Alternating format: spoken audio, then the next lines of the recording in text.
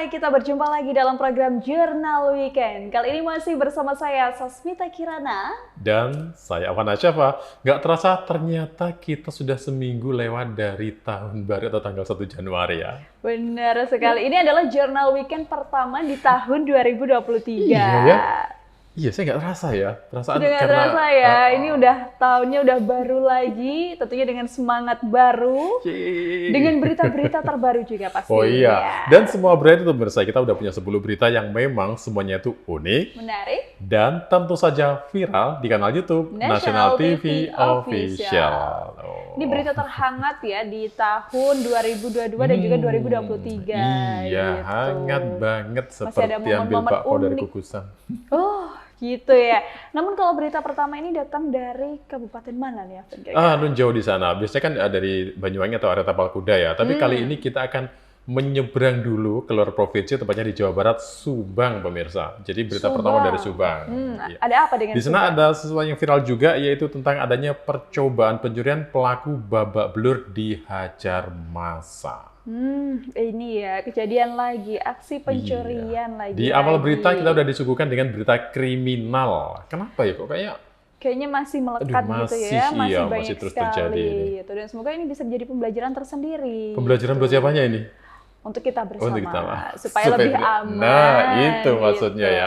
Jadi bagaimana lengkapnya? Bagaimana kalau kita simak videonya? Ini dia. Aksi percobaan pencurian yang dilakukan kedua pria ini sungguh nekat. Betapa tidak, mereka awalnya menyamar sebagai pembeli minuman di salah satu warung kopi di Kecamatan Patok Besi, Subang, Jawa Barat. Setelah merasa situasi aman dan mendapati target sepeda motor curiannya, satu pelaku berinisial AP 14 tahun langsung mengutak-atik kunci kontak sepeda motor yang diparkir di sisi jalan tak jauh dari warung kopi tersebut. Sementara pelaku lainnya berinisial A 40 tahun bertugas menunggu di warung kopi sembari mengawasi sekeliling lokasi.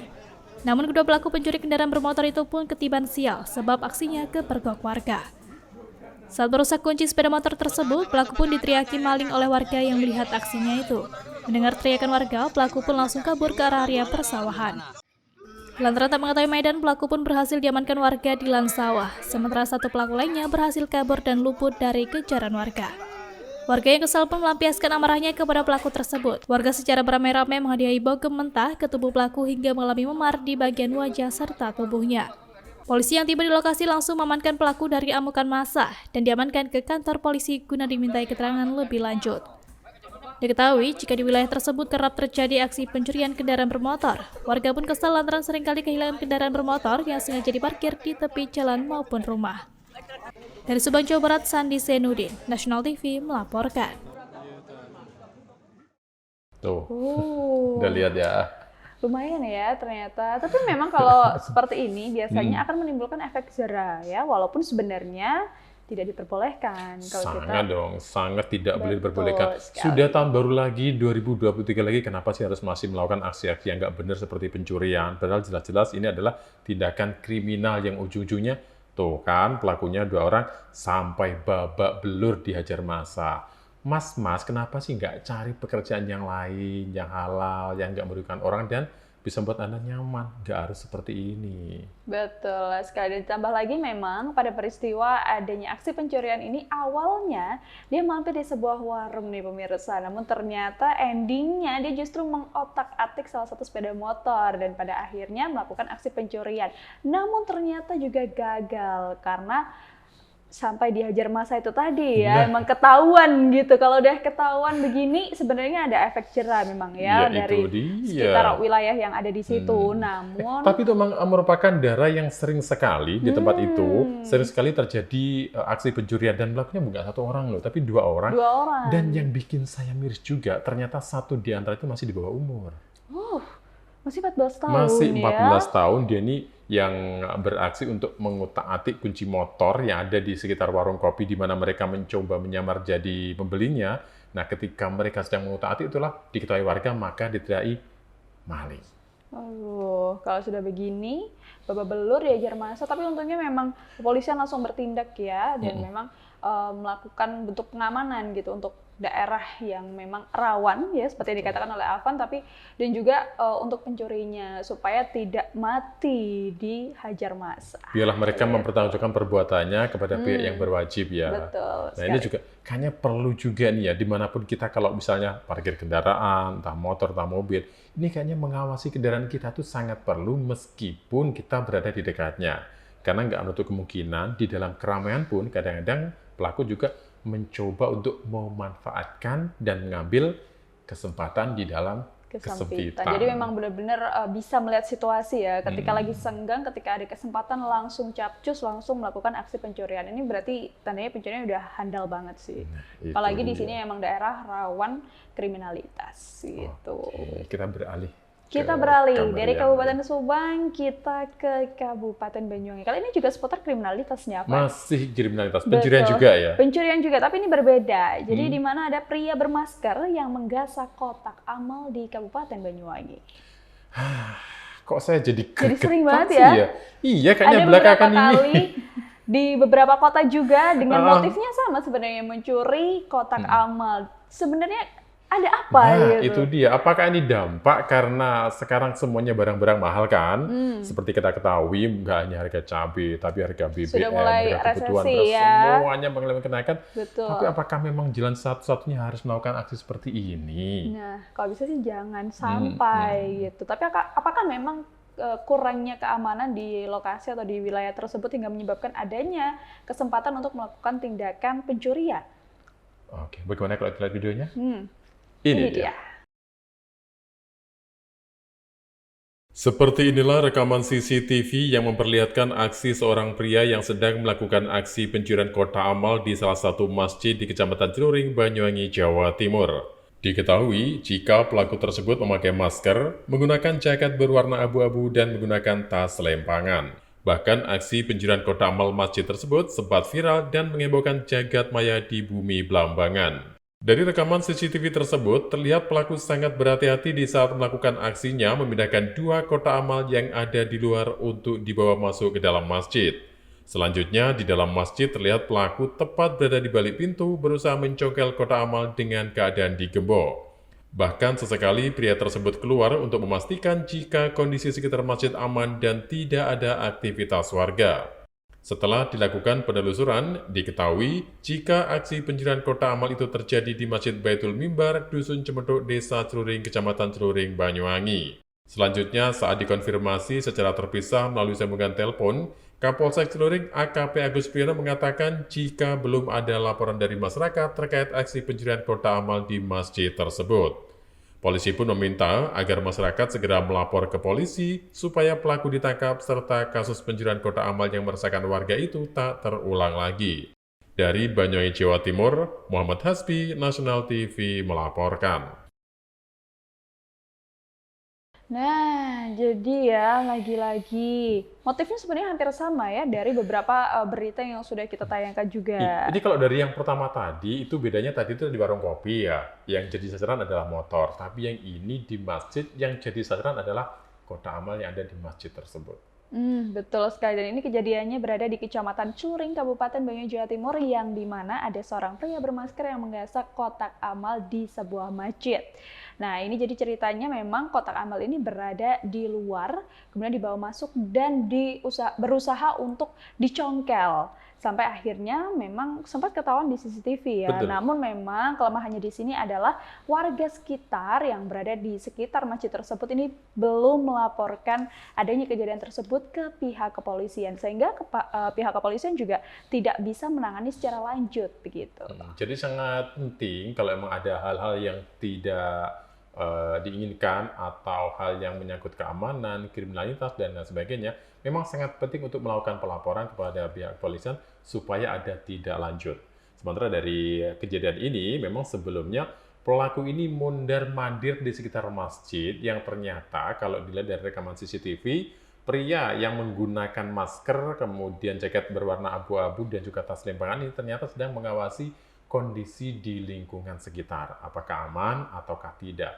Jadi, begitu melihat situasi sudah mungkin, maka pelaku pun langsung melakukan aksinya dengan mengambil atau mencongkel kotak amal yang ada di masjid tersebut. Betul sekali, berarti pengamanannya memang harus lebih ganda lagi ya di masjid tersebut dan juga di wilayah sekitarnya. Karena ketika memang ada satu lokasi yang berpotensi adanya tindakan kriminalitas, salah satunya adalah pencurian, ini juga tidak menutup kemungkinan di daerah sekitar juga bisa dilakukan adanya aksi pencurian atau juga. mungkin bisa jadi seperti ini ya, selain adanya CCTV yang memang itu fungsinya sangat vital sekali ya. Betul. Atau bisa jadi dengan adanya petugas yang bergiliran atau berjaga secara bergantian supaya keamanannya bisa benar-benar terjaga selama 24 jam. Betul sekali, tapi kan memang kalau ngomongin soal masjid atau tempat ibadah yang lain itu tidak mungkin dikunci ya, karena memang banyak sekali orang-orang yang ingin melakukan ibadah ketika melewati lokasi tersebut. Jadi di sini kan akhirnya misalnya ada musafir lah ya, orang melakukan perjalanan jauh ketika melakukan ibadah dan dia nggak salah,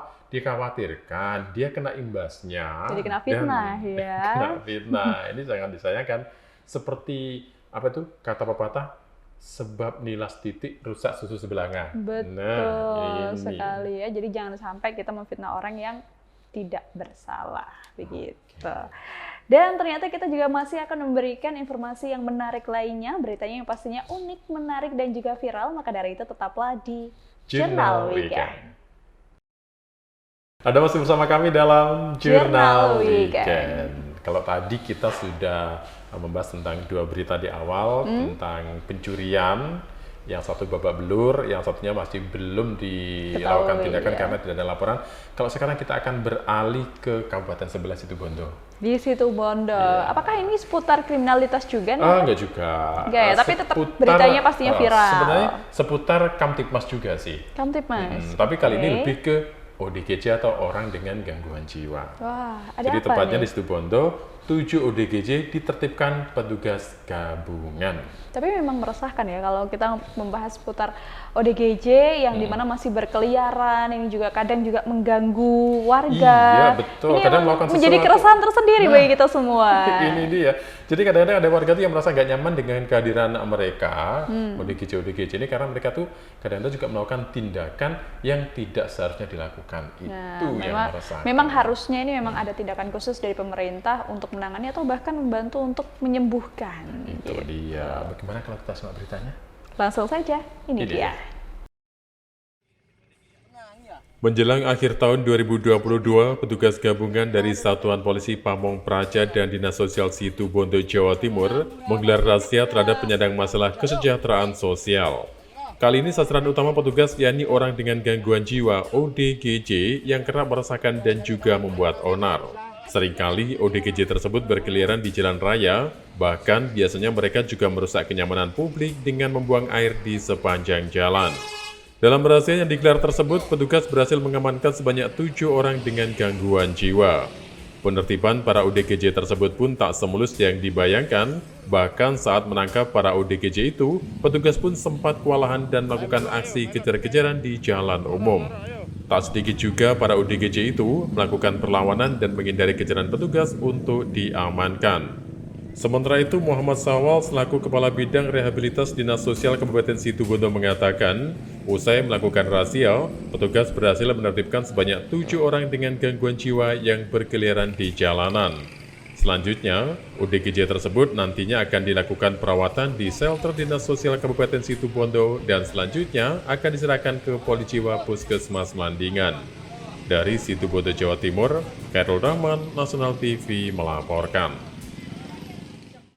Kalau melihat dari video tadi, ada yang menarik nggak sih dari sejumlah tayangannya tadi? Cukup menarik karena memang ada aksi di mana ODGJ ini sempat berlari-larian ya, nggak mau ditangkap sama Kamtipmas ini. Tapi memang ya di sisi lain mungkin masih ada yang dimana pola pikir takut ya, mungkin dari ODGJ sendiri itu, walaupun bisa dianggap ODGJ kan orang dengan gangguan jiwa, tapi bukan berarti dia sepenuhnya ini jiwanya terganggu. Atau mungkin diganti ya, orang dengan sedikit gangguan jiwa sedikit atau gangguan jiwa. Bisa jadi begitu ya. Tapi nggak dapat dipungkiri ya, kalau kita ngomong ODGJ itu tidak hanya di satu tempat, dimanapun sepertinya itu memang banyak sekali ODGJ, kecuali yang memang sudah ada kota, misalnya itu ada penanganan khusus atau pengawasan khusus, entah itu oleh Satpol PP, Dinas Sosial dan lain-lain.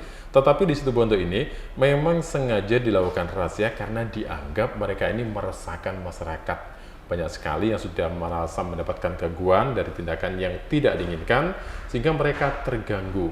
Jadi dengan adanya rahasia ini diharapkan para ODGJ ini mendapatkan penanganan yang tepat.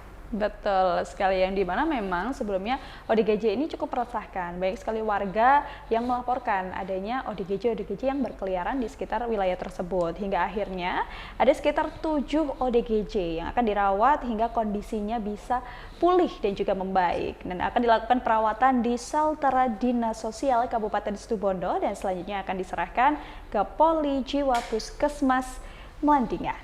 Di sini yang memang ada beberapa video yang menarik ya, seperti yang tadi kita sudah sampaikan di awal, di mana ada aksi kejar-kejaran antara ODGJ dan rekan-rekan Satpol PP ya, Pol PP ini ya. Betul. Tetapi ODGJ ini walaupun sudah tertangkap atau sudah bisa dirahsia kemudian dibawa ke mobilnya, mereka tidak serta-merta nurut gitu enggak, tapi mereka ada yang melakukan perlawanan kepada Pol PP dan mereka merasa enggan untuk dibawa. Betul. Mungkin walaupun mereka itu ODGJ tapi masih mempunyai pikiran untuk bebas, lepas dan melakukan apa yang dia mau. Betul, karena kan memang sebenarnya ada pendekatan khusus ya, cara mendekati orang-orang dengan gangguan jiwa tersebut. Kalau memang tidak tahu caranya atau treatmentnya, nah ini maka bisa melakukan perlawanan akhirnya. Begitu. Mereka kayaknya perlu lebih dengan yang lembut, halus gitu pendekatannya ya. Mungkin seperti itu ya. Kita bisa tanyakan lagi ke psikolog atau mungkin ke psikiater. Itu gitu. dia. Jadi mudah-mudahan untuk 7 ODGJ yang sudah bisa dirahsia ini bisa segera mendapatkan kesembuhan sehingga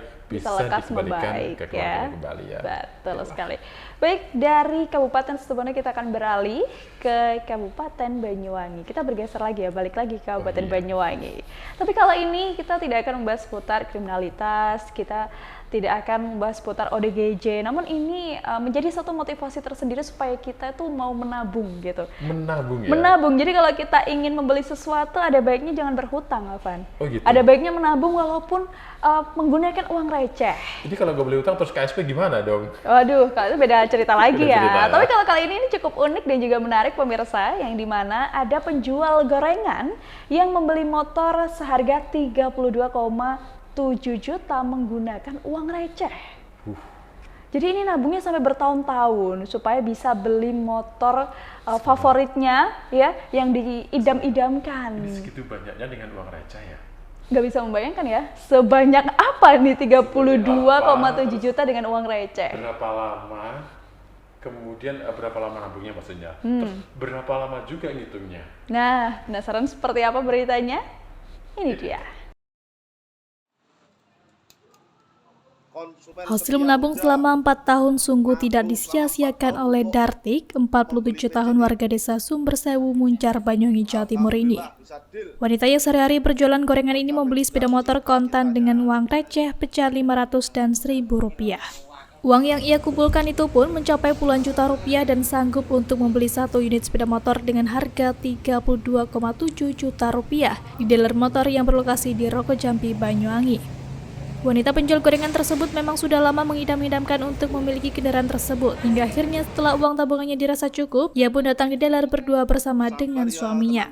Awalnya beberapa karyawan dealer sempat tidak percaya jika mereka akan membayar motor tersebut secara tunai dengan uang koin. Selanjutnya, pihak dealer pun membantu untuk memproses pembelian 1 unit kendaraan yang dibeli secara tunai tersebut. Lantaran dibeli dengan uang receh, para karyawan dealer pun sedikit kesulitan untuk menghitung jumlah uang tersebut. Setelah menghitung uang selama 2 jam lebih, akhirnya total uang tersebut berjumlah 32,7 juta lebih. Bahkan untuk menghitung uang koin dalam jumlah besar itu melibatkan beberapa karyawan lainnya. Dari Banyuwangi, Jawa Timur, Muhammad Hasbi, National TV melaporkan. Wah, ini memang jadi motivasi tersendiri ya. Misalnya ya, kalau di meja kita ini penuh gitu ya, koin, ini misalnya kalau 1.000-an gitu ya, segini ya 10.000. Itu kalau gitu 10, 20, 30 itu berapa lama butuh waktu ya? Wah, pastinya ya mungkin bisa setengah hari sendiri ya untuk menghitung. Tapi memang uang receh itu kan kalau sendirian. Kalau sendirian ini kayaknya satu kantor ya. Satu kantor menghitung semuanya ya, membantu semuanya. Karena memang uang recehnya juga banyak ya tipenya. Ada yang memang uangnya logam, kemudian ada yang mulai uang 2.000, 5.000, 10.000 begitu. Jadi recehnya ini random gitu ya, random sekali. Ini membuktikan bahwa usaha itu tidak mengkhianati hasil gitu ya. Betul. Dan ini saya sangat salut ya, karena dari yang membeli motor ini dengan nilai 32,7 juta rupiah ini menggunakan uang receh. Ini penjual gorengan namanya Bu Darti. Jadi dia ini penjual gorengan yang ada di wilayah Kecamatan Muncar. Karena besar keinginannya untuk memiliki motor idamannya itu, makanya dia menabung dengan suaminya walaupun dari uang receh. Jadi membuktikan bahwa walaupun nominalnya kecil, nggak boleh disepelekan, karena Dari yang kecil bisa menjadi bukit ya. sedikit demi sedikit lama-lama jadi bukit kan. Betul sekali. Nah, ini dari kisah dari seorang Bu Darti penjual gorengan yang berusia 47 tahun ya, warga Sumbersewu Muncar yang mengumpulkan atau menabung uang receh ini selama 4 tahun. Jadi mencoba untuk menabung ya dengan uang yang didapatkannya dari berjualan gorengan ini selama 4 tahun, ditabung sedikit demi sedikit sampai akhirnya cita-citanya bisa terkabul, bisa membeli motor baru. Tapi itu nggak tergoda sama sekali. Misalnya kita menabung, lihat uang udah banyak, satu kotak. Kalau gitu, sudah ada niat aduh, untuk banyak menabung ya, kalau sudah ada niat untuk menabung itu pastinya sudah tidak tergoda. Atau bahkan berarti dia menandakan Bu Darti ini manajemen keuangannya berarti baik. Gitu. Manajemen keuangannya baik nih, berarti bisa terbagi. Juga ya. Jadi ketika Bu Darti dan suaminya kan, mereka berdua kan beli motor di salah satu, kan kecamatannya beda ya, itu kan orang dari Muncar, belinya di Rego Jambi, beda kecamatan kan. Ya ternyata ketika beli ini sempat diragukan oleh karyawannya. Karena takutnya nggak mampu ya. Bukan nggak mampu, tapi kan dengan uang 3 receh Cukup gitu, nggak cukup sih? nggak Nah, gitu. pastinya masih bertanya-tanya ya, tapi jangan disepelekan Kamu ya. nanya, kamu nanya. Dengan uang receh seperti ini ternyata juga bisa motivasi kita bahwa dengan yang kecil saja dari uang 2.000 ketika kita kumpulkan lama-kelamaan selama bertahun-tahun ini bisa membeli sesuatu yang kita inginkan walaupun harganya cukup fantastis. Ini akhirnya karyawannya ini dari beberapa karyawan membantu menghitung dan butuh waktu sekitar 2 jam. Ini yang meragukan minta maaf nggak ya kira-kira? Itu kan udah motornya laku, nilainya Harusnya bagus, seneng gitu. dong, Kan gitu. uangnya juga masih uang yang laku, bukan uang yang sudah tidak lagi dibelikan untuk jual beli. Betul sekali, pastinya ini juga untuk memotivasi kita semua ya dengan adanya pemberitaan seperti ini supaya Besok lebih saya ikut. giat lagi menabung. Ya, besok saya ngikut. Ikut ya, nabung uang receh. Enggak, ikut kan dong, kita uangnya. Oh gitu, baik. Pakai jalan. Baik pemirsa, kalau gitu kita akan bergeser ke berita selanjutnya. Ini juga tidak kalah unik ya. Ada apa nih, Alvan? Kita ke Situbondo ya. Ke Situbondo. Banyaknya sekarang kita ke Situbondo lagi, tapi kali ini masih tentang motor juga. Masih tentang motor. Iya. Apakah Nah, membeli motor nih? Bukan, kalau Bukan, tadi ya? ada orang yang mampu membeli motor, tetapi yang berikut ini kerap curi motor di alun-alun, pelaku diringkus polisi. Kalau ini beda cerita ya, ini tidak memotivasi sebenarnya. Cuman ini juga bisa jadi pembelajaran tersendiri bagi kita semua untuk Kalau lebih sama-sama berhati-hati. motor, gitu. Sama-sama motor memang ya. Iya. Beda cerita, beda edukasi juga. Saya penasaran sama pelakunya. Aduh, kok penasaran sama pelakunya? Kalau Sama saya apa? penasaran dengan motifnya. Motifnya gitu. ya? Apa sih yang jadi motif dari pelaku ini? Kalau itu langsung saja kita simak. Ini dia. Pelaku pencurian sepeda motor atau curanmor di alun-alun Situbondo, Jawa Timur berhasil ditangkap tim Resmo Polres Situbondo. Pelaku diketahui bernama Hendra, warga desa Kampung Baru, Kraksaan, Probolinggo. Pria berusia 44 tahun itu dibekuk tim Resmo Polres Situbondo saat akan melancarkan aksinya kembali di alun-alun Situbondo. Untuk menangkap pelaku curanmor yang satu ini, tim Resmob harus bekerja keras selama 4 hari. Bahkan, berbekal hasil rekaman CCTV, polisi terus melakukan pengintaian gerak-gerik pelaku yang diincarnya di area alun-alun Situbondo. Benar saja, saat pelaku akan menjalankan aksinya, polisi yang sudah siaga dengan sigap langsung menyergapnya. Selanjutnya, polisi membawa pelaku untuk mencari barang bukti sepeda motor curiannya yang telah dijual kepada seorang penadah. Dari pengakuan tersangka, polisi lalu menangkap seorang penadah dan kendaraan curian bernama Adus, 43 tahun, warga desa Kaliangat, Banyu Putih, Situbondo. Selain mengamankan pelaku dan penadahnya, polisi juga berhasil menyita barang bukti 4 unit sepeda motor hasil curian di dalam rumahnya. Selanjutnya, guna kepentingan proses penyelidikan dan penyidikan, tersangka bersama penadah serta barang bukti motor hasil pencurian dibawa ke Mapolres Situbondo. Kepada polisi, pelaku mengakui dirinya yang selama ini telah mencuri motor di alun-alun Situbondo. Setiap menjalankan aksinya, ia pun mengaku menjalankan aksinya hanya seorang diri. Dari Situbondo, Jawa Timur, Hairul Rahman, National TV melaporkan. ini kerap mencuri ya, berarti sudah beberapa kali gitu. Kok dengan mudahnya bisa melakukan aksi pencurian atau memang lagi-lagi keamanan wilayah tersebut memang tidak sepenuhnya aman atau CCTV tidak terpasang dengan sempurna atau hanya ada beberapa titik saja? Atau bisa jadi pelakunya ini udah berkali-kali tertangkap, udah masuk, tapi kan ini jadi hobi ya. Jadi hobi mencuri. Waduh. Tapi memang ya ini sudah dilakukan prosesnya oleh tim Resmo Polres, butuh waktu sekitar 4 hari lamanya untuk mengamankan pelaku yang kerap mencuri di area alun-alun Situbondo. Dan diketahui ternyata pelaku bukan warga sekitar atau bukan warga Situbondo, malah dari kabupaten lain, tepatnya yaitu dari daerah Keraksaan, daerah Probolinggo. Jadi dari kabupaten yang berbeda, dan sudah melakukan aksinya berkali-kali dengan seorang diri. Dan ini membuktikan bahwa dia ini kayaknya nggak jerah dan akhirnya menjadi buruan dari polisi, di mana akhirnya berhasil ditangkap pada saat dia sedang melakukan aksinya, yaitu mencuri motor. Lagi-lagi ya, salah satu caranya untuk menangkap pencuri adalah dengan bukti rekaman CCTV. Jadi memang CCTV ini memang benar-benar berarti banget ya untuk kepolisian dan juga untuk pengamanan suatu wilayah gitu. Kalau sudah begini otomatis semua terbantu. Karena memang dengan adanya ditangkapnya pencuri ini setidaknya bisa lebih aman ketika kita memarkir motor di sekitar alun-alun Situbondo. Dan akhirnya pihak polisi bukan hanya menangkap atau berhasil menangkap pelakunya saja, tetapi juga berhasil menangkap orang lain yang dicurigai sebagai penadah. Bahkan bukan cuma itu, juga termasuk barang bukti yaitu sebanyak 4 buah sepeda motor yang disimpan. Jadi ini menjadi bukti, kemudian penadanya juga berhasil diamankan oleh pihak kepolisian. Dan sekarang tinggal menunggu proses selanjutnya bagaimana pihak kepolisian untuk bisa mengusut secara tuntas dari aksi pencurian oleh pelaku ini. Betul sekali.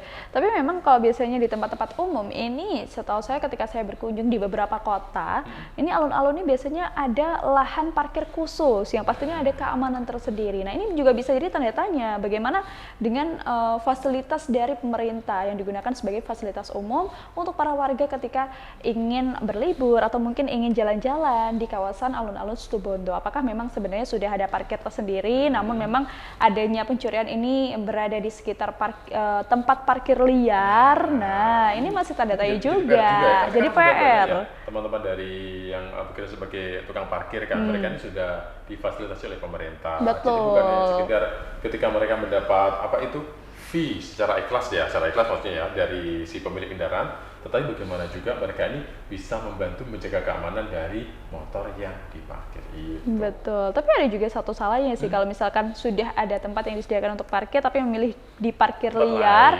berarti ini kesalahannya juga di pemilik motor gitu. Okelah, itu kesalahan ya. Tetapi berita berikutnya nanti juga ada kesalahan loh. Kesalahan apa nih kira-kira? Tentang si A ini adalah seorang wanita yang sedang mempunyai suami dan anak tapi ngakunya lajang. Waduh, kalau ini bahaya ya? Bahaya banget. Bahaya banget ya. Penasaran seperti apa beritanya? Kita akan simak sesaat lagi. Maka dari itu tetaplah di Jurnal Weekend. Pemirsa, Anda berjumpa kembali dalam program Jurnal Weekend. Kali ini masih bersama saya Sasmita Kirana. Dan saya Afwan Asyafa. Seperti yang sudah kita spill sedikit ya di segmen sebelumnya yang dimana ada ibu-ibu punya anak, punya suami, tapi ngakunya lajang. Ini berarti dipending aja gimana? Dipending? Dilewati aja. Waduh, sebenarnya ini sayang ya, karena ini memang cukup unik dan juga viral gitu. Tentunya ini viralnya yang paling viral ini terjadi di Kabupaten Bantul, Jawa Tengah. Aduh, ini gimana ya kejadiannya ya? Jadi mengaku lajang, wanita dilamar pemuda namun berakhir dibacok. Suaminya. Ketambahan ya, dibacok suaminya. Suami sahnya nih. Iya, karena kan ini niatnya kan ngelamar ya, ingin mempersunting wanita idamannya untuk menjadi istrinya. Tapi sayangnya dia sudah jadi istri duluan. Kelihatan sekali di mana sikap atau bentuk kejujuran dari seseorang diuji. Kesetiaannya juga ya, diuji juga. Jadi ragu, jujur nggak, setia nggak sih dia? Waduh. Ini masih tanda tanya ya. Kita juga mempertanyakan nih bagaimana kondisi pemuda yang dibacok yang niatnya baik sebenarnya ya, itikat baik untuk melamar gitu. Tapi berakhir dengan aksi pembacokan. Seperti apa? Langsung saja kita akan simak. Ini dia. Nasib apes dialami Reza Arya Saputro, 18 tahun, warga Kulon Progo, Yogyakarta. Ia menjadi korban pembacokan di salah satu rumah warga di Ngesti Harjo, Kasihan, Bantul. Korban dibacok oleh pelaku berinisial BPJN akibat merasa emosi dan sakit hati karena korban datang hendak melamar istri sahnya. Kasus penganiayaan ini bermula saat Reza berkenalan dengan wanita bernama Widyaningsih di media sosial.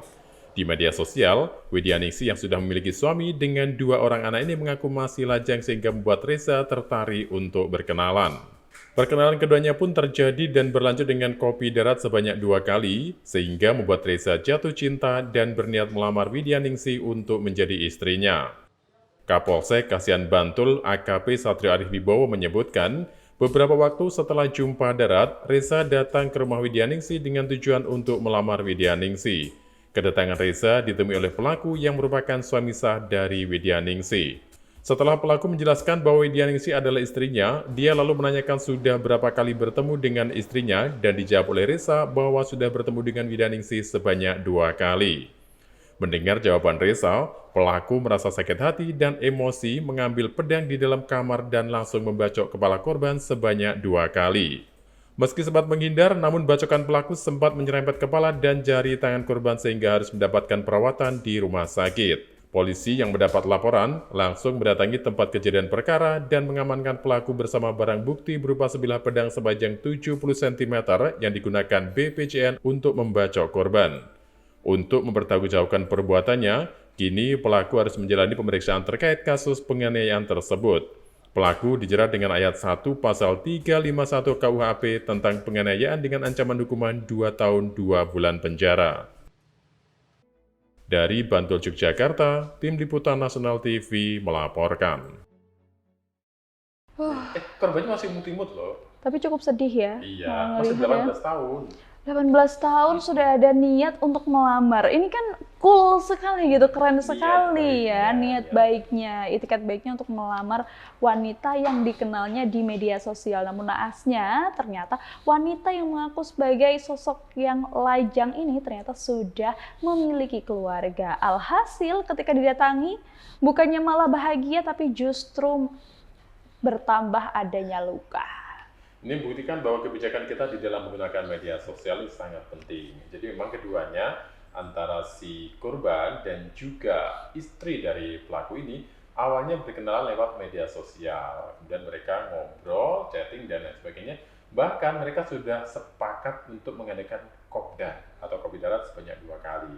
Ternyata setelah bertemu, si pria yang bernama Reza, 18 tahun, warga Kulon Progo, Yogyakarta ini, ternyata malah semakin suka dengan keberadaan si perempuan yang mengaku lajang. Makanya dia berniat untuk mempersuntingnya sebagai istri dengan mendatangi rumahnya. Tapi yang terjadi sungguh di luar apa yang dia duga. Betul sekali, yang dimana ini korban dibacok sebanyak 2 kali, kemudian menyerempet kepala dan jari tangan korban. Barang bukti juga berupa sebilah pedang sepanjang 70 cm, Afan. Ini lumayan panjang sekali ya. Dan di mana pelaku juga dijerat dengan ayat 1 pasal 351 KUHP tentang penganiayaan dengan ancaman hukuman 2 tahun 8 bulan penjara. Tetapi dalam situasi seperti ini, si pelaku memang ya wajarlah kalau merasa tersulut emosinya, karena bagaimana tidak, istri yang dicintainya tiba-tiba didatangi oleh seorang laki-laki yang mengaku akan melamar si istri. Bahkan ketika ditanya, si korban juga mengaku sudah pernah bertemu beberapa kali dan di sini ternyata emosi pelaku semakin memuncak dan dengan emosinya dia hanya melakukan hal yang tidak diinginkan oleh korban, di mana dia melakukan aksi termasuk kriminal juga ya, dia melakukan pembacokan terhadap korban dan akhirnya harus mendapat perawatan. Betul sekali. Ini kalau Afan posisi sebagai suami sahnya nih, apa ya akan dilakukan ya? Marah, tapi nggak sampai adanya aksi pembacokan ya. Waduh, emosi dong. Emosi dong ya. Tapi setidaknya dengan nggak terima kan. Cuman seharusnya marahnya jangan kepada si itunya dulu. Kenapa nggak dipertemukan sih dengan si istrinya juga Nah, ditanya. betul. Gitu. Ditanya baik-baik ya. Jadi memang komunikasinya juga. Nggak segampang itu loh ya. Wah, beda Nggak cerita segampang ya. itu loh ya. Waduh, emosi, jangan gitu. ikutan emosi juga dong ya. Jadi emosi juga ternyata ya. Tapi Baik. saya nggak berparang kok. Saya nggak berpedang, nggak berparang. Jadi nggak bacok saya. Tapi jangan emosi juga di sini. Oke, Gregetan. greget juga Iya, ya. sama Kalau gitu sih. kita beralih aja deh, biar nggak emosi. Gimana? Kita beralih ke berita selanjutnya saja. Baik. Oke, kalau gitu kita akan menuju ke Sidoarjo. Tadi di Bantul ya. Kita akan menuju ke Sidoarjo, tapi kan juga sama saja bikin emosi di mana pengepul rongsokan tega cabuli keponakannya sendiri. Waduh, ini tadinya sudah emosi, jadi tambah emosi ya, makin emosi juga ya. Saya pun juga ikutan emosi nih, pemirsa. Nggak boleh emosi. Nggak boleh emosi ya. Emosi. Daripada emosi kita lihat saja beritanya lengkapnya. Tapi nggak akan nambah emosi nih kalau kita nonton ya? Nggak ya? Kita lihat ya. Penasaran? Ini dia.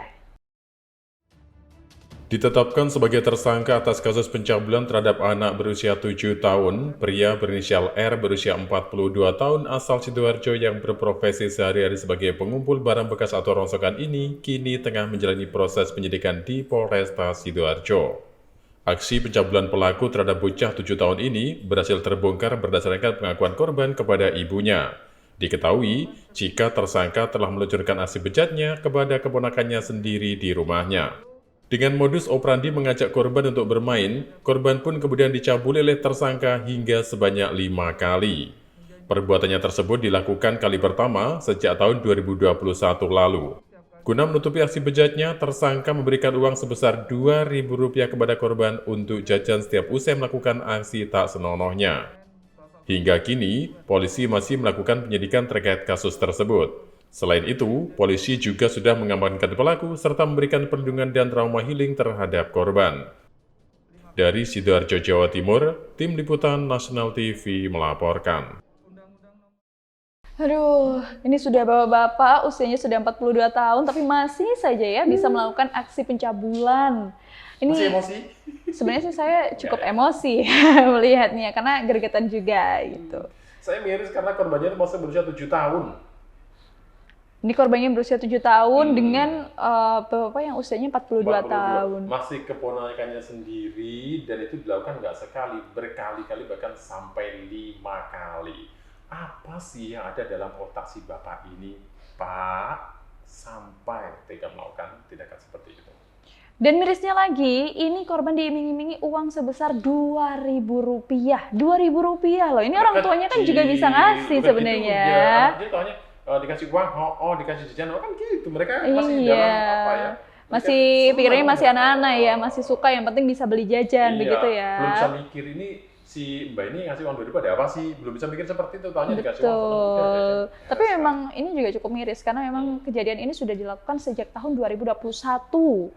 Jadi memang cukup lama ya gitu. Dan ini bikin mirisnya masih dengan keluarga besarnya sendiri, masih keponakannya sendiri, iming-iming uang Rp2.000 ya, dan aduh, saya nggak bisa berkata-kata lagi ya, Van. Ya untungnya menurut saya si korban ini akhirnya mengaku sebelumnya dia bukan biasa tapi diam saja dan tidak melakukan laporan, tapi lama-kelamaan mungkin karena dia merasa risih atau dia merasa nggak nyaman, akhirnya dia ngomong ke ibunya bahwa dia mendapat perlakuan yang tidak baik atau mendapatkan tindakan asusila. Nah, dan disinilah akhirnya kebejatan dari si Mbah 42 ini terbongkar dan dilaporkan ke polisi.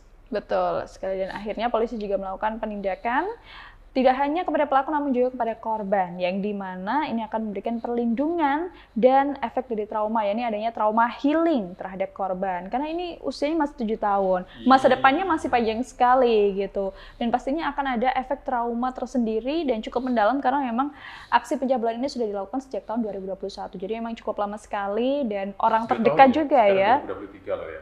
Sekitaran 2 tahun gitu. Okay. Ya mudah-mudahan si pelaku ini tidak mendapatkan keringanan, tapi bisa mendapatkan hukuman yang setimpal terhadap apa yang telah dilakukannya. Jadi dengan adanya pemberitaan ini juga menjadi pelajaran bersama ya, jangan main-main kalau sudah urusannya pencabulan, pemerkosaan, ini undang-undang juga semakin ketat ya.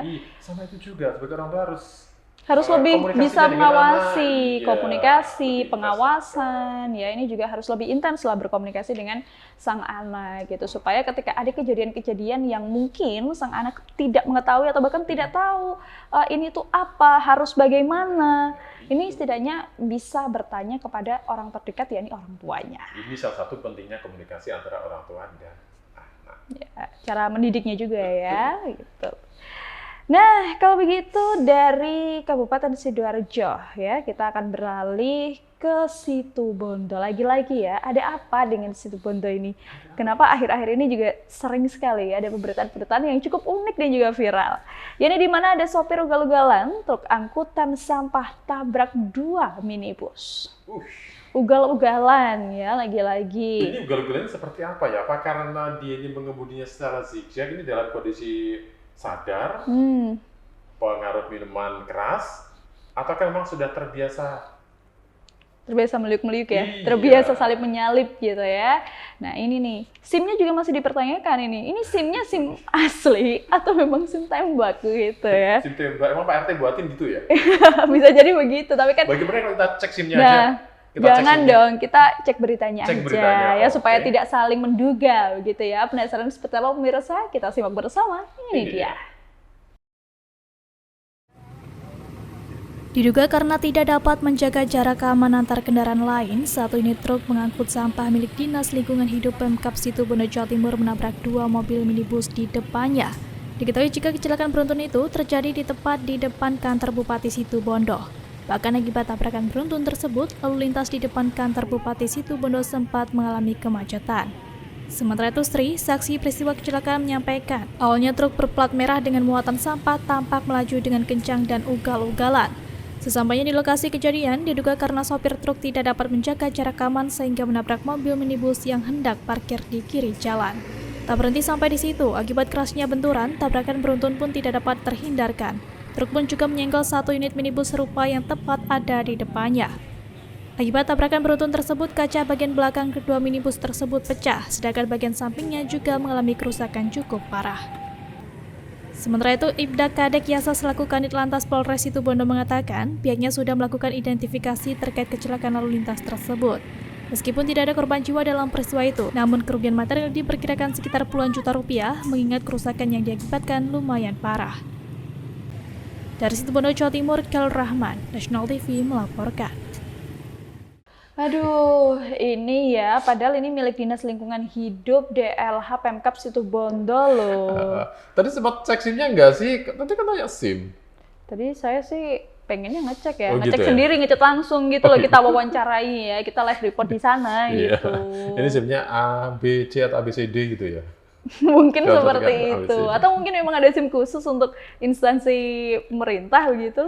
Iyalah, tapi yang jelas dari kejadian memang banyak merugikan orang pemirsa ya. Jadi selain bisa membahayakan nyawanya sendiri karena mengendarai dengan ugal-ugalan, apalagi membawa truk sampah yang notabene itu adalah kendaraan dari milik pemerintah. Ini juga membahayakan nyawa orang lain karena sudah di jalan rame, padat, banyak kendaraan melintas dari dua arah.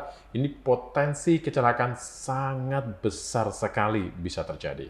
Betul sekali, karena ini diduga karena tidak bisa menjaga jarak ya. Pada akhirnya terjadilah kecelakaan yang dimana menimpa antara sopir truk sampah ini dan juga 2 minibus. Ini karena jaraknya mungkin terlalu dekat sekali sampai akhirnya walaupun sudah berusaha untuk rem, Biasanya kan masih nggak gini, kalau bisa coba ya. kalau kita pas di jalan kita ya, kalau udah nyambung kan mepet banget ya. Jadi kalau ada rem mendadak pasti ya set. Nah, itu kalau masih remnya pakem gitu sih oke ya. Tapi Masih kalau oke. misalnya Kalau tidak ada pengecekan ya dengan kondisi kendaraan yang dibawa, apalagi ini kendaraan umum yang pastinya selalu digunakan setiap hari dan mungkin pengecekannya Itu dia. kurang. Jadi bisa cheat klumping nabrak kan. Bisa Bahaya. jadi memang seperti itu ya. Ini Sangat kan kita bahaya. juga masih mengenangan, tapi sejauh ini ya polisi pastinya tahu lah kejadian yang benar-benar real terjadinya itu seperti apa. Cuman memang di sini memang sopir dari truk sampah milik DLH Pemkab Situbondo ini ya dinyatakan bersalah pastinya. Dan memang menabrak, betul ya, menabrak 2 mobil minibus di depannya dan ini terjadi di depan kantor Bupati Situbondo. Sangat disayangkan. Sebagaimana kita ketahui kalau di depan kantor perkantoran itu biasanya memang banyak sekali kendaraan yang wirawiri atau tempat yang dijadikan kegiatan banyak orang dan ini juga sangat disayangkan karena truk muatan sampah itu melaju kencang dan tidak terkendali. Meskipun tidak ada korban jiwa, tetapi kerugian material mencapai puluhan juta rupiah dampak dari adanya peristiwa ini. Betul sekali ya, kita berdoa yang terbaik ya supaya ini tidak terjadi kembali, apalagi kalau ngomongin truk sampah ketika ada Ini supirnya perlu kecelakaan. ditindak ini. Pastinya, Iya, mendapat ya tindakan pastinya tegas. perlu ditindak, ada tindakan tegas dari instansi pemerintah maupun dari kepolisian tersendiri gitu. Dan juga ini bisa membayangkan kalau ada kejadian kecelakaan truk sampah, ini sampahnya Jadi berserakan. banyak dampaknya ya. Banyak Udah sekali dampaknya, kecelakaan, macet, lingkungan, lagi panas-panas kalau siang, belum lagi kalau sampahnya berserakan, tumpah. bau. Ini jadi masalah dan problem tersendiri dan semoga saja tidak terjadi di manapun. Oke, Gitu. kita sekarang bantu untuk mengiringkan kendaraannya dan kita minggir sebentar. Kita Nanti minggir kita akan sebentar. kembali dengan peristiwa yang juga tidak kalah menariknya. Jadi kalau penasaran, tetaplah di Jurnal Jurnal Weekend. Weekend. Nah, pemirsa, lagi-lagi ya berjumpa lagi dengan saya Sasmita Kirana. Dan saya Awan Asyafa masih di Jurnal Weekend. Ya. Kita ke Situbondo. Ke Situbondo ya, masih dengan Iya. berita yang unik, Iya, menarik dan kayaknya juga viral. hari ini membuatnya Situbondonya ya. Ini kalau kita hitung tadi Momennya lagi momen Situbondo nih. Situbondo. Sekarang juga Situbondo lagi, di mana dalam berita kali ini dikira tertidur, lansia meninggal dunia di pos kampling. Waduh, ini kenapa bisa terjadi ya? Ini. Apakah memang mungkin saat jaga malam pastinya kan ada beberapa orang, tidak hanya sendirian ya? Iya, Yang jadi tapi pertanyaan, waktu berangkat itu keluarganya menyampaikan bahwa si korban yang meninggal dunia ini dalam keadaan baik-baik saja dan pamit. kondisinya berarti memang sebetulnya Sehat sehat sebenarnya. walafiat ya, tapi Iya. mungkin takdir berkata lain. Daripada kita menduga-duga, kita simak saja beritanya. Ini dia. Songgok jasad pria lanjut usia ditemukan meninggal dunia di pos kampling Desa Gudang Asem Bagus, Situbondo, Jawa Timur. Diketahui jika korban sebelumnya berjaga malam di pos kampling tersebut saat ditemukan, korban meninggal dunia dalam posisi terlentang. Kapolsek Asem Bagus Ibtu Gede Soekarmadiasa mengatakan, diketahui korban bernama Slamet berusia 75 tahun. Awalnya korban datang ke pos kampling saat malam hari sebelum ditemukan meninggal dunia. Ia pun datang menaiki sepeda gayung miliknya. Sesampainya di pos kampling, menurut saksi, korban langsung tertidur di pos kampling tersebut. Namun hingga pagi, korban tidak kunjung bangun dari tidurnya. Setelah dicek oleh warga sekitar, ternyata korban sudah tak bernyawa. Warga pun melaporkan peristiwa itu kepada pemerintah desa dan juga polisi. Dari hasil pemeriksaan fisik, tidak ditemukan tanda-tanda bekas penganiayaan pada tubuh korban. Selain itu, menurut pihak keluarga korban, saat berpamitan ingin pergi ke pos kampling, korban dalam keadaan sehat dan bugar. Dari Situbondo, Jawa Timur, Hairul Rahman, National TV melaporkan. Aduh, ini ya kita Kita turut bagi doa berduka ya, kita bagi Kita doa, bagi doa. kita turut berduka dan pastinya masih dalam ini juga ya pertanyaan ya, apakah memang ada penyakit yang selama ini diderita namun tidak diketahui? Ini juga apakah dilakukan otopsi ya, Van ya? Kalau dari beritanya sih enggak. Enggak ya, karena memang dari keluarga juga cuma enggak. dilakukan pengecekan aja, memang tidak ada tanda-tanda kekerasan yang ditemukan dalam tubuh korban. Jadi masih jadi pertanyaan apakah ini meninggalnya mungkin karena hal-hal lain seperti angin duduk misalnya atau hal lain, tapi yang jelas memang tidak ada tindak kekerasan dari peristiwa yang terjadi dan menimpa korban yang meninggal dunia di pos kampling ini. Betul sekali, maka dari itu memang pentingnya dari pemberitaan ini kita bisa belajar bersama-sama. Pentingnya untuk menjaga kesehatan kita, walaupun kondisinya terlihat fit, setidaknya 1 bulan sekali lah kita bisa melakukan pengecekan terhadap kondisi kesehatan kita, supaya tidak terjadi hal-hal yang tidak diinginkan. Salah satunya seperti ini, yang terlihat kondisinya sehat, bugar, dan sering melakukan aktivitas malam ya. Jadi ini sering melakukan jaga malam. Betul. Walaupun sebenarnya ini udara malam, ini kan sebenarnya tidak baik ya untuk kesehatan kita. Jadi Nah, kalau apakah ini malam juga ya kita jaga kondisi menjadi lah. salah satu penyebab sampai akhirnya adanya peristiwa atau tragedi meninggal si meninggalnya? penjaga ini ya. Betul. Nah, ini yang menjadi pertanyaan karena memang dalam kejadian yang terjadi di Desa Gudang Asem Bagus, korban sebelumnya memang berjaga malam di pos kampling tersebut. Tapi dari beberapa keterangan temannya yang ada di situ, ketika datang korban itu memang tidak ngobrol dulu atau misalnya ngopi dulu dan lain sebagainya, dan korban memang langsung tidur di situ. Nah, yang membuat aneh, kenapa sampai pagi ternyata korban itu kok tidak bangun-bangun? Nah, disinilah muncul pertanyaan dari warga sekitar, ada apa dengan korban? Betul sekali, dan ditambah ketika dilakukan pengecekan terhadap kondisi mayat, nah ini tidak ada bekas penganiayaan sama sekali. Jadi memang pure ya, kondisinya memang ketika datang kemudian tidur sampai pagi kondisinya sudah tidak bernyawa. Mudah-mudahan kita doakanlah mendapat tempat yang terbaik di sisi Allah Subhanahu wa Ta'ala untuk korbannya ya. Dan untuk keluarganya juga tabah menerima kejadian yang menimpa si korban ini. Betul sekali. Baik, kalau begitu kita akan beralih ke berita selanjutnya pemirsa, yang dimana lagi-lagi ini memang kayaknya momennya lagi paling baik di Situbondo ya. Lagi-lagi ini di Situbondo yang dimana ada pohon mangga tumbang timpa mobil parkir. Aduh, tapi memang ya akhir-akhir ini kalau kita ngomongin soal cuaca, ini cuacanya memang cukup ekstrim. Maka dari itu kita memang harus berhati-hati dimanapun dan kapanpun, karena ini anginnya juga kencang betul. sekali. Ini di Banyuwangi itu beberapa kali juga terjadi pohon angin tumbang, pohon tumbang, kemudian ada puting beliung. Tapi mudah-mudahan sajalah untuk daerah lain tidak terjadi dan hal seperti ini tidak lagi terjadi, kita sama-sama bisa dalam kondisi yang selamat. Betul sekali. Kalau itu penasaran seperti apa beritanya, kita simak bersama. Ini dia. Akibat derasnya hujan disertai angin kencang yang melanda Situbondo, Jawa Timur menyebabkan banyak pohon tumbang. Bahkan 2 batang pohon mangga dengan ukuran cukup besar tumbang dan menimpa 1 unit mobil Daihatsu Taruna yang sedang terparkir di pinggir jalan. Diketahui bahwa mobil Daihatsu Taruna bernomor polisi P1868RA milik Haryanto sengaja diparkir untuk ditinggal melayat. Namun nasib apes pun menimpanya, lantaran hujan deras yang mengguyur selama 2 jam mengakibatkan pohon tumbang dan menimpa mobil tersebut hingga mengalami kerusakan pada bagian depan. Sementara itu, Priyono selaku koordinator Pusdalab BPBD Situbondo menyampaikan, usai mendapatkan laporan terkait pohon tumbang yang menimpa mobil, petugas langsung bergegas menuju lokasi kejadian. Petugas pun langsung melakukan evakuasi terhadap pohon tumbang yang menimpa mobil milik warga itu. Pihaknya juga mengimbau kepada seluruh masyarakat agar tetap waspada akan terjadinya potensi bencana alam, mengingat cuaca pada akhir-akhir ini dapat dikatakan ekstrim. Bahkan potensi bencana seperti banjir, puting beliung, dan longsor pun dapat terjadi sewaktu-waktu. Dari Situbondo, Jawa Timur, Khairul Rahman, National TV melaporkan. Ini memang penyebab utamanya adalah intinya ya cuaca ekstrim, yang dimana memang ini ada hujan yang cukup deras disertai dengan angin yang kencang sehingga menyebabkan pohon mangga ini tumbang. Dan ternyata di sekitar situ ada beberapa kendaraan yang sedang parkir. Tapi jangan tanya mangganya beribu atau tidak ya. Kalau setahu saya sih biasanya harusnya sih ini udah momennya udah selesai ya. Udah sekarang masih banyak penjual mangga. Waduh, ini jadi saya pengen beli nih. Apalagi mangga Situbondo ini kan enak mangganya gitu. Kan bener. Ini kalau ngomongin makanan, apalagi dengan cewek, ini pasti kayaknya sih mau traktir-traktir. Udah kita berita lagi aja. Tapi memang bener ya, ini berita ini yang adanya pohon tumbang ini memang sebelumnya itu bukan pohon, tapi hujan deras ini mengguyur selama kurang lebih 2 jam disertai angin kencang dan ini sangat membahayakan.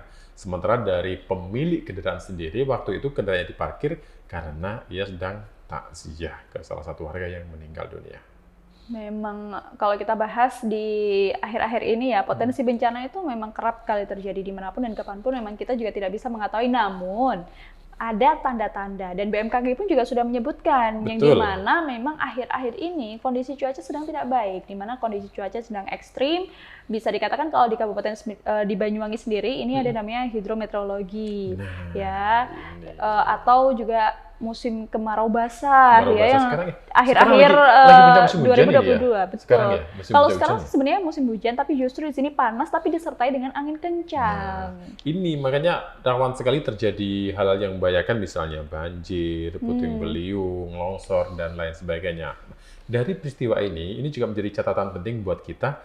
Ketika kondisi cuaca sedang tidak bagus, sebaiknya jangan berteduh di bawah pohon yang rindang, yang besar, yang rawan tumbang. Kemudian juga jangan parkir di tempat-tempat yang dirasa juga sangat membahayakan kendaraan dan nyawa Anda sendiri. Betul.